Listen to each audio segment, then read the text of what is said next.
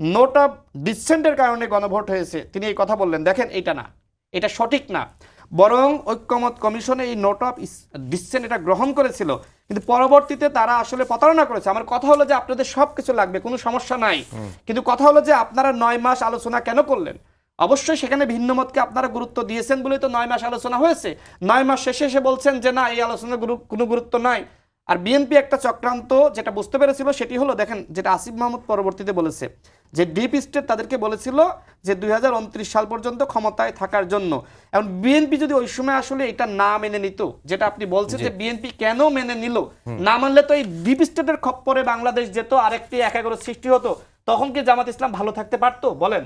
আজকে আপনি জামাত ইসলাম মানে অপোজিশনে আছেন, বিএনপি সরকারে রয়েছে, এনসিপি অপোজিশনে রয়েছে, সবাই তো গণ অভ্যুত্থানের শক্তি। কিন্তু আজকে আপনি যেভাবে আওয়ামী লীগের সাথে বিএনপিকে আপনি তুলনা করছেন, একবার চিন্তা করেন তো, বেগম খালেদা জিয়া যখন জামাত ইসলাম বিপদে পড়েছে, এমনকি যখন জামাতের নেতাদেরকে ধরে ধরে ফাঁসি দেওয়া হচ্ছে, গুমখুন করা হচ্ছে, এই শিবিরের পক্ষে কি বেগম খালেদা জিয়া তিনি স্টেটমেন্ট দেননি?